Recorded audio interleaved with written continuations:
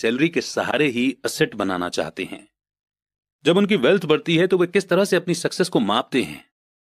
कब कोई आदमी यह महसूस करता है कि वो अमीर है, कि उसके पास दौलत है? असेट और लायबिलिटी की मेरी अपनी डेफिनेशन की ही तरह दौलत के बारे में भी मेरी अपनी ही डेफिनेशन है। दरअसल मैंने इसे बकमिस्टर फुलर नाम के इंसान से सीखा है। कुछ लोग उसे नीम हकीम कहते हैं और कई लोग उसे एक जीता जागता जीनियस कहते हैं। सालों पहले सभी आर्किटेक्ट इसलिए हैरान हो गए थे क्योंकि 1961 में उसने जियोडेसिक डोम के पेटेंट के लिए अप्लाई किया था और उस एप्लीकेशन में फुलर ने दौलत के बारे में भी कुछ कहा था।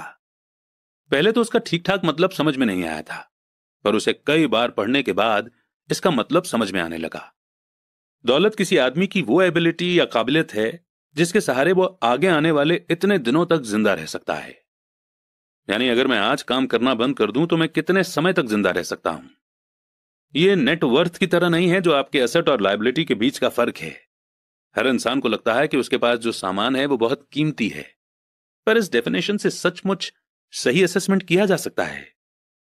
मैं अब असेस कर सकता हूं और सचमुच जानता हूं कि फाइनेंशियल रूप से आजाद होने के मेरे गोल के मामले में मैंने कितनी तरक्की कर ली है। हालांकि नेटवर्थ में ऐसी चीजें भी आ जाती हैं जिनसे पैसा नहीं आता, जैसे वो चीज जो आपके गैरेज में खड़ी है।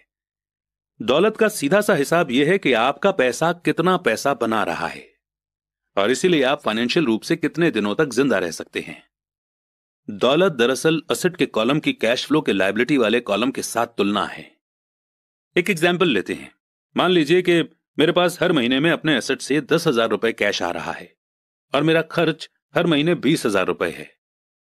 तो सवाल यह है कि मेरे पास कितनी दौलत है। अब हम बकमिस्टर फुलर की डेफिनेशन की तरफ चलते हैं।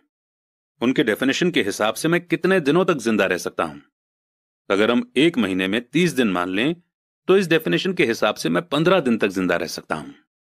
जब मैं अपने एसेट से हर महीने 20,000 का कैश फ्लो हासिल करने लग जाऊंगा तो मैं अमीर हो जाऊंगा। हालांकि मैं अमीर नहीं हूं, पर मैं फाइनेंशियली फ्री हूं। हर महीने मेरे एसेट से मुझे जो इनकम मिलती है वो मेरे महीने भर के खर्च के लिए काफी होती है। अगर मैं अपने खर्च को बढ़ाना चाहता हूं तो मुझे इसके पहले अपने एसेट से आने वाले कैश फ्लो को बढ़ाना होगा। यह ध्यान रखें कि इस पॉइंट पर मैं अपनी सैलरी पर बिल्कुल भी डिपेंडेंट नहीं हूं। मैंने अपने एसेट बनाने में जी तोड़ कोशिश की थी और मैं इसमें सक्सेसफुल भी हुआ, जिसके कारण आज मैं फाइनेंशियल रूप से आजाद हो गया हूं। अगर मैं आज अपनी जॉब छोड़ भी दूं तो मेरे एसेट से इतना कैश फ्लो आता रहेगा कि मेरा खर्च आसानी से चलता रहेगा। मेरा अगला गोल यह होगा कि मेरे एसेट से आने वाले एक्स्ट्रा कैश को फिर से एसेट वाले कॉलम में इन्वेस्ट कर दिया जाए। मैं जितने पैसे अपने लिए एसेट्स बनाने में खर्च करता रहूंगा, मेरे एसेट्स मुझे उतना ही पैसा देते रहेंगे। यानी मेरा एसेट वाला कॉलम जितना ज्यादा बढ़ता है वहां से उतना ही ज्यादा कैश फ्लो आता है, और जब तक मैं अपने खर्च यानी एक्सपेंसेस को आने वाले कैश से कम रखता हूं तब तक मैं ज्यादा अमीर बनता रहूंगा। ध्यान देने वाली बात यह है कि मेरी इनकम फिजिकल मेहनत से नहीं बल्कि दूसरे तरीके से हो रही है। जब तक री इन्वेस्टमेंट का यह प्रोसेस चलता रहेगा मैं अमीर बनने के रास्ते पर तेजी से चलता रहूंगा। अमीरी का असली डेफिनेशन देखने वाले की नजर में होता है। आप कभी बेहद अमीर नहीं हो सकते। तो आइए इस चैप्टर के लेसन को हम एक बार रिव्यू कर लेते हैं। पहला, अमीर एसेट खरीदते हैं। दूसरा, गरीब सिर्फ खर्च करते हैं। मिडिल क्लास लायबिलिटी खरीदता है पर यह सोचता है कि वो एसेट खरीद रहा है। चैप्टर 4 लेसन 3, अपने काम से काम रखो। 1974 में मैकडॉनल्ड के मालिक रे क्रॉक से रिक्वेस्ट की गई कि वे ऑस्टिन में टेक्सास यूनिवर्सिटी में एमबीए की क्लास में लेक्चर दें। मेरा एक करीबी दोस्त कीथ कर्निंगम वहां एमबीए कर रहा था। बहुत अच्छी और इंस्पिरेशन डिस्कशन के बाद क्लास खत्म हो गई और स्टूडेंट्स ने रे से पूछा कि क्या वे बियर पीने के लिए उनके फेवरेट बार में चलेंगे।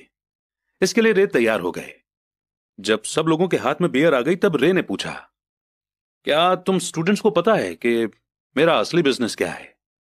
कीथ ने कहा कि यह सुनकर हर कोई हंस पड़ा, क्योंकि ज्यादातर एमबीए स्टूडेंट्स को लगा जैसे रे मजाक कर रहे थे। किसी ने जवाब नहीं दिया, इसलिए रे ने दोबारा से यही सवाल पूछा, आप लोगों की नजरों में मेरा बिजनेस क्या है? स्टूडेंट्स दोबारा हंस दिए और आखिरकार एक बहादुर स्टूडेंट ने जोर से कहा, रे, दुनिया में ऐसा कौन है जो ये नहीं जानता कि आप हैमबर्गर के बिजनेस में हैं? अब रे हंस दिए। वो बोले, मुझे मालूम था आप लोग यही कहेंगे। फिर वे एक पल के लिए रुके और इसके बाद उन्होंने कहा, लेडीज एंड जेंटलमैन, मैं हैमबर्गर बिजनेस में नहीं हूं। मेरा असली बिजनेस है रियल एस्टेट। कीथ ने कहा कि रे ने अपने नजरिए को समझाने के लिए काफी समय लिया। अपने बिजनेस प्लान में रे जानते थे कि बिजनेस का ओरिजिनल गोल हैमबर्गर फ्रेंचाइजी बेचना था, पर वे कभी भी हर फ्रेंचाइजी की लोकेशन को नहीं भूले। वे जानते थे कि रियल एस्टेट और इसकी लोकेशन हर फ्रेंचाइजी की सक्सेस में सबसे इंपॉर्टेंट फैक्टर है। बेसिकली वो आदमी जो फ्रेंचाइजी खरीद रहा था और रे क्रॉक के ऑर्गेनाइजेशन की फ्रेंचाइजी चेन का मेंबर बनता था, तो वो ही उस जमीन के लिए पैसे दे रहा था और उसे खरीद रहा था। आज मैकडॉनल्ड दुनिया में रियल एस्टेट का सबसे बड़ा अकेला मालिक है, जिसके पास कैथोलिक चर्च से भी ज्यादा रियल एस्टेट है। आज उनके पास अमेरिका और दुनिया के दूसरे देशों में सबसे कीमती चौराहे और नुक्कड़ हैं। कीथ ने कहा कि यह उसकी जिंदगी का बहुत बड़ा सबक था।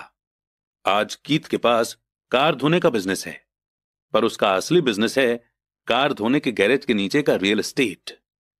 पिछले चैप्टर के अंत में हमने यह बताया था कि ज्यादातर लोग दूसरों के लिए काम करते हैं, बस अपने लिए काम नहीं करते। वे पहले तो कंपनी मालिकों के लिए काम करते हैं, फिर टैक्स के कारण गवर्नमेंट के लिए काम करते हैं और आखिरकार बैंक के लिए काम करते हैं, जो उनके मॉर्गेज का मालिक होता है। जब हम छोटे थे तो हमारे आसपास मैकडॉनल्ड का कोई फ्रेंचाइजी आउटलेट नहीं था, पर मेरे अमीर डैडी ने माइक और मुझे वही सबक सिखा दिया था जो टेक्सास यूनिवर्सिटी में रे क्रॉक ने सिखाया था। यह अमीरों का सीक्रेट नंबर 3 है। अगला सीक्रेट यह है कि अपने काम से काम रखो। लोगों की जिंदगी में पैसों की तंगी इसलिए आती है क्योंकि वे अपनी सारी जिंदगी दूसरों के लिए काम करते रहते हैं। कई लोगों के पास तो जिंदगी भर काम करने के बाद भी अपने लिए कुछ नहीं बच पाता। हमारा प्रेजेंट एजुकेशन सिस्टम आज के बच्चों में एकेडमिक स्किल्स डेवलप करके उन्हें अच्छी जॉब दिलाने के लिए तैयार करता है। उनकी जिंदगी उनकी सैलरी के चारों तरफ घूमती है, या जैसे पहले बताया जा चुका है, उनके इनकम वाले कॉलम के चारों तरफ। और ज्यादा एकेडमिक स्किल्स को डेवलप करने के बाद वे अपनी प्रोफेशनल क्वालिफिकेशन को बढ़ाने के लिए और हायर एजुकेशन हासिल करते हैं। वे engineer, scientist, chef, police officer, artist, writer वगैरह बनने के लिए पढ़ाई करते हैं। उनकी प्रोफेशनल क्वालिफिकेशन उन्हें काम करने और पैसा कमाने का मौका देती है, पर ध्यान रहे वे पैसे के लिए काम करते हैं। आपके प्रोफेशन और आपके बिजनेस में बहुत बड़ा फर्क है। मैं अक्सर लोगों से पूछता हूं कि आपका बिजनेस क्या है, और वो कहते हैं कि मैं एक बैंकर हूं। फिर मैं उनसे पूछता हूं कि क्या वे बैंक के मालिक हैं, और आमतौर पर उनका जवाब होता है, नहीं, मैं वहां काम करता हूं। इस तरह उन्होंने अपने प्रोफेशन और अपने बिजनेस को एक ही समझ लिया है। उनका प्रोफेशन एक बैंकर का हो सकता है, पर उनका अपना बिजनेस कुछ भी नहीं है। रे क्रॉक अपने प्रोफेशन और अपने बिजनेस के बीच के फर्क को बहुत अच्छी तरह से जानते थे। उनका प्रोफेशन हमेशा वही था, वे एक सेल्समैन थे। एक समय वे मिल्क शेक के लिए मिक्सचर बेचते थे और कुछ ही समय बाद वे हैमबर्गर की फ्रेंचाइजी बेचने लगे। हालांकि उनका प्रोफेशन हैमबर्गर फ्रेंचाइजी बेचने का था, पर उनका बिजनेस इनकम दिलाने वाले रियल एस्टेट को इकट्ठा करना था। स्कूल्स के साथ एक प्रॉब्लम यह है कि आप जो सब्जेक्ट पढ़ते हैं आप वही बन जाते हैं। एग्जाम्पल के लिए, अगर आप कुकिंग के बारे में स्टडी करते हैं तो आप शेफ बन जाते हैं। अगर आप लॉ के बारे में स्टडी करते हैं तो आप वकील बन जाते हैं, और अगर आप ऑटो मैकेनिक स्टडी करते हैं तो आप मैकेनिक बन जाते हैं। जो पढ़ा जाए वही बन जाने में गलती यहां होती है कि लोग अपने काम से काम रखना भूल जाते हैं। वे अपना सारा जीवन दूसरे के काम पर ध्यान देने में लगा देते हैं और इस तरह उसे अमीर बनाते हैं। फाइनेंशियल रूप से सिक्योर बनने के लिए किसी आदमी को अपने काम से काम रखने की जरूरत है। जैसा पहले बताया जा चुका है, नंबर 1 रूल यह जानना है कि एसेट और लायबिलिटी के बीच फर्क होता है, और इसलिए हमें एसेट ही खरीदना चाहिए। अमीर लोग अपने एसेट बनाने पर ध्यान देते हैं, जबकि बाकी सभी लोग अपने इनकम को बढ़ाने पर ध्यान देते हैं। इसलिए हमें यह बहुत सुनने में आता है कि मुझे ज्यादा सैलरी की जरूरत है, काश कि मुझे प्रमोशन मिल जाए, मैं एक बार फिर स्कूल जाकर और ट्रेनिंग लेने वाला हूं ताकि बेहतर जॉब पा सकूं, मैं ओवर टाइम करने वाला हूं, शायद मुझे कोई पार्ट टाइम काम मिल जाए। मैं 2 हफ्ते में जॉब छोड़ रहा हूं, मुझे एक नई जॉब मिल गई है जिसमें सैलरी ज्यादा हो। ज्यादातर ये समझदारी की बातें मानी जाती हैं, पर अगर आप रे क्रॉक की बात समझ लेते हैं तो ऐसा करके आप अपने काम से काम नहीं रख रहे हैं। तो आइडिया यह है कि सारे लोग सिर्फ अपनी इनकम को इंक्रीज करने में लगे हुए हैं, लेकिन अगर वो इनकम से आ रहे पैसों को एसेट खरीदने में लगाते हैं जिससे उन्हें और पैसे आएं, तो वो अमीर बन सकते हैं। गरीब और मिडिल क्लास के ज्यादातर लोग फाइनेंशियल रूप से पुरानी सोच वाले होते हैं, यानी मैं रिस्क नहीं उठा सकता, यानी कि उनका कोई फाइनेंशियल बेस नहीं होता। वे अपनी जॉब से चिपके रहते हैं, वे गेम को सेफ तरीके से ही खेलते हैं। जब टेक्नोलॉजी इंप्रूव होने की वजह से कम एम्प्लॉयज की जरूरत होने लगी तो बहुत से लोगों की जॉब चली गई। उस वक्त लाखों करोड़ों लोगों को पता चला कि जिसे वे अपना सबसे बड़ा एसेट मानते थे, यानी कि उनका घर, वो उन्हें जिंदा मार रहा है। उनका घर नाम का ही एसेट था, क्योंकि घर हर महीने उनकी जेब से पैसे निकलवा रहा था। उनकी कार, उनके दूसरे एसेट भी उन्हें जिंदा मार रहे थे। घर में रखे 50,000 रुपए के खरीदे गए मोबाइल फोन्स कुछ कमाकर नहीं दे रहे थे। जॉब की सिक्योरिटी न होने के कारण अब उनके पास जीवन चलाने का कोई आधार नहीं बचा था। उनके विचार में जो एसेट थे, वे पैसे के संकट के समय में उनकी कुछ भी मदद नहीं कर सकते थे। एक दिन मैं लोन लेने के लिए बैंक में गया, लेकिन बैंक वालों को कर्ज लेने के लिए मेरे फाइनेंस की हालत बहुत अच्छी नहीं लग रही थी। इसलिए जो एप्लीकेशन उन्होंने मुझे भरने को दी थी, उस एप्लीकेशन में अपने गोल्फ क्लब, मेरे आर्ट कलेक्शन, किताबें, stereo, television, Armani suits, wrist watch, जूते और दूसरी चीजों को असेट वाले कॉलम में दिखा दिया। मेरे लोन के एप्लीकेशन को रिजेक्ट कर दिया गया, और एप्लीकेशन रिजेक्ट करने का कारण यही था कि मैंने अरमानी सूट्स, गोल्फ क्लब या आर्ट क्लब कलेक्शन को एप्लीकेशन में असेट कॉलम में भरा था, बल्कि एक्चुअली में मेरा बहुत ज्यादा इन्वेस्टमेंट रियल एस्टेट में था। लोन कमेटी को यह पसंद नहीं आया था कि मैं अपार्टमेंट हाउसेस से इतने ज्यादा पैसे कमा रहा था। वे ये जानना चाहते थे कि मेरे पास एक नॉर्मल जॉब क्यों नहीं है जिसमें सैलरी मिलती हो। अब मैं इस बात पर क्या ही बोलूं। कई बार जिंदगी मुश्किल हो जाती है जब हम कुछ डिफरेंट सोच रहे होते हैं। मैं हर बार चौंक जाता हूं जब मैं किसी को यह कहते हुए सुनता हूं कि उनके पास 1 करोड़ रुपए के एसेट हैं या 10 करोड़ रुपए के एसेट हैं। अब यह चीज एक्यूरेट नहीं है, और इसका एक रीजन यह है कि जिस पल आप अपने एसेट को बेचना शुरू करते हैं, आपको उससे मिले पैसों पर टैक्स चुकाना पड़ता है। इसीलिए इतने सारे लोग अपने आप को पैसे के गहरे संकट में डाल लेते हैं। जब उनकी इनकम कम हो जाती है, पैसा जुटाने के लिए वे अपने एसेट को बेचते हैं। पहले तो उनके पर्सनल एसेट आमतौर पर उस वैल्यू से बहुत कम में बिकते हैं जिस वैल्यू पर उन्होंने उसे खरीदा था, या अगर एसेट्स बेचने से कोई फायदा होता है तो उस पर टैक्स लगा दिया जाता है। तो एक बार फिर गवर्नमेंट प्रॉफिट में से अपना हिस्सा ले लेती है और इस तरह कर्ज को खत्म करने के लिए जुटाई जाने वाली रकम को कम कर देती है। अपने काम से काम रखना शुरू कर दें। दिन की जॉब को करते रहें, पर असली एसेट को खरीदना भी शुरू कर दें। पर ऐसे लायबिलिटीज या पर्सनल चीजों से बचें जिनकी कीमत एक बार लाने पर कम हो जाए। आप जिस पल एक नई कार शोरूम से बाहर ले जाते हैं, उसकी कीमत 25% कम हो जाती है। यह असली एसेट नहीं है, हालांकि आपके बैंकर भी इसे एसेट मानते हैं। पर इस बुक को सुनने के बाद आप इन्हें एसेट ना ही माने तो बेहतर है। बड़ों के लिए यही सही है कि अपने खर्चे कम कर लें, अपनी लायबिलिटीज को घटा लें और मेहनत से ठोस एसेट का फाउंडेशन बना लें। पेरेंट्स को अपने बच्चों को यह सिखाना चाहिए कि एसेट और लायबिलिटी के बीच का फर्क क्या होता है। कॉलेज जाने से पहले ही उन्हें एसेट वाले कॉलम को बनाने की मोटिवेशन दी जानी चाहिए। इसके पहले कि वे जॉब स्टार्ट करें, शादी करें, घर खरीदें, बच्चे पैदा करें, खतरनाक फाइनेंशियल सिचुएशन में फंसें, जॉब को कसकर पकड़े रहें और हर चीज को उधार में खरीदें, अपने बच्चे को यह सिखाना हमारा फर्ज है। मैं बहुत सारे यंग कपल्स को देखता हूं जो शादी कर लेते हैं और अपने आप को ऐसे जाल में फंसा लेते हैं जिससे वे अपनी जॉब से बाहर नहीं निकल पाएंगे। जब बच्चे घर छोड़कर अपनी अलग फैमिली बनाने चले जाते हैं, तब ज्यादातर लोगों को यह एहसास होता है कि उन्होंने रिटायरमेंट की पूरी तैयारी नहीं की है और वे थोड़ा पैसा अलग रखना शुरू कर देते हैं। फिर उनके मम्मी डैडी बीमार हो जाते हैं और उन पर नई जिम्मेदारियां आ जाती हैं। अब आप सोच रहे होंगे कि मैं आपको या आपके बच्चों को किस तरह के एसेट को जोड़ने के लिए कह रहा हूं। मेरी दुनिया में असली एसेट कई तरह के होते हैं, जैसे कि एक ऐसे बिजनेस जिनमें मेरे होने की जरूरत ना हो। मैं उनका मालिक जरूर हूं, पर उन्हें दूसरे लोग चलाते हों। अगर मुझे वहां काम करना पड़े तो यह बिजनेस नहीं होगा, यह मेरी जॉब कहलाएगी।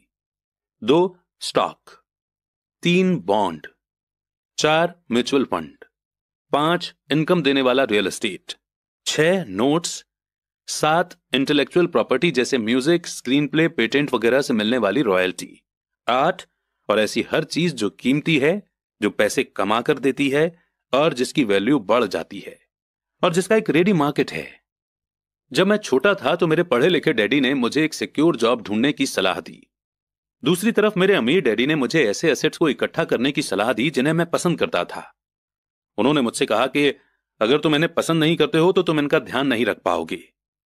मैं रियल एस्टेट इसलिए इकट्ठा करता हूं क्योंकि मुझे बिल्डिंग और जमीन से प्यार है। मैं उनके लिए शॉपिंग करना भी पसंद करता हूं। मैं सारा दिन उन्हें देख सकता हूं। जब प्रॉब्लम आती है तो मैं उस प्रॉब्लम की वजह से ये नहीं सोचता कि मैं रियल एस्टेट यानी अपनी प्रॉपर्टी बिजनेस में क्यों आया। ऐसे लोग जो रियल एस्टेट से नफरत करते हैं, उन्हें इसे नहीं खरीदना चाहिए। मुझे छोटी कंपनियों के स्टॉक भी पसंद हैं, खासकर नई कंपनियों के स्टॉक यानी शेयर्स। इसका कारण यह है कि मैं एंटरप्रेन्योर हूं, न कि कोई कॉर्पोरेट आदमी। मेरे शुरुआती सालों में मैं बड़े ऑर्गेनाइजेशन में काम कर चुका हूं, जैसे कैलिफोर्निया के स्टैंडर्ड में यूएस मरीन कॉर्प और जेरोक्स कॉर्पोरेशन में भी। मैंने इन कंपनियों में बिताए हुए समय का मजा लिया है। इनसे जुड़ी मेरी कई अच्छी यादें हैं, पर अंदर से मैं कंपनी में काम करने वाला आदमी नहीं हूं। मुझे कंपनी शुरू करना अच्छा लगता है, पर उन्हें चलाना मुझे उतना अच्छा नहीं लगता। इसलिए मैं जो शेयर खरीदता हूं वे भी आमतौर पर छोटी कंपनियों के होते हैं, और कई बार तो मैं कंपनी शुरू करता हूं और उसे पब्लिक बना देता हूं, यानी उस कंपनी के शेयर्स मार्केट में सेल कर देता हूं। नए स्टॉक के शेयर में किस्मत चमक सकती है, और मुझे यह खेल पसंद है। कई लोग कम कैपिटल वाली कंपनियों से डरते हैं और उन्हें खतरनाक कहते हैं, और वे खतरनाक हैं भी। पर अगर आप इन्वेस्ट करने से प्रेम करते हैं, उसे समझते हैं और इस गेम को अच्छी तरह से जानते हैं, तो रिस्क हमेशा कम हो जाता है। छोटी कंपनियों के साथ मेरी स्ट्रेटजी यह होती है कि एक साल में अपने शेयर बेच दिए जाएं। दूसरी तरफ मेरी रियल एस्टेट की स्ट्रेटजी छोटी प्रॉपर्टी से शुरू करने की होती है। फिर मैं उस छोटी प्रॉपर्टी को बेचकर उससे थोड़ी बड़ी प्रॉपर्टी ले लेता हूं, और इस तरह अपने फायदे पर टैक्स चुकाने से बचा रहता हूं। इससे प्रॉपर्टी की वैल्यू में बहुत ज्यादा बढ़ोतरी होती है। मैं आमतौर पर रियल एस्टेट को 7 साल से कम समय अपने पास रखता हूं। दोस्तों, अब इससे पहले कि हम आगे बढ़ें, आप सोच रहे होंगे कि रॉबर्ट ऐसा क्यों कह रहे हैं कि वो एक छोटी प्रॉपर्टी को बेचकर एक बड़ी प्रॉपर्टी ले लेते हैं और टैक्स देने से बच जाते हैं। एक्चुअली अमेरिका में एक लॉ है जिसे कहते हैं 1031 लाइक काइंड एक्सचेंज, यानी अगर आप एक प्रॉपर्टी 1 करोड़ की बेचते हैं और दूसरी प्रॉपर्टी 1 करोड़ या ज्यादा की खरीदते हैं, तो आपको उस पर टैक्स नहीं देना पड़ता। यह लॉ इंडिया में नहीं है, इसलिए यह हमारे लिए वैलिड नहीं है। हमारे यहां एक सिमिलर टाइप का लॉ है जो कैपिटल गेन एग्जेम्पशन सेक्शन 54 में आता है, और वो ये कहता है कि अगर आपके नाम पर कोई रेजिडेंशियल प्रॉपर्टी है, लेट्स से कि वो आपने 50 लाख में खरीदी थी, और अगर आप इस प्रॉपर्टी को बेच देते हैं 1 करोड़ में, यानी आपका प्रॉफिट हुआ 1 crore minus 50 lakh is equal to 50 lakh, यानी कि 50 लाख का। अब नॉर्मली हमें 50 लाख गेन पर टैक्स देना पड़ता है, लेकिन इस लॉ के अकॉर्डिंग अगर हम 2 करोड़ रुपए तक के प्रॉफिट से 1 या 2 रेजिडेंशियल प्रॉपर्टी खरीद लेते हैं तो हम टैक्स से बच सकते हैं। लेकिन इस लॉ का फायदा एक इंसान जिंदगी में एक ही बार उठा सकता है। आई होप कि आपको ये इंटरेस्टिंग बात सुनकर अच्छा लगा होगा। हम अपने गिगलर्स को हमेशा बाकियों से आगे ही रखना चाहते हैं। वैसे ये लॉ अभी 2022 में एप्लीकेबल है। अब अगर आप इस बुक को काफी बाद में सुन रहे हैं तो हो सकता है कि इसे गवर्नमेंट चेंज कर दे,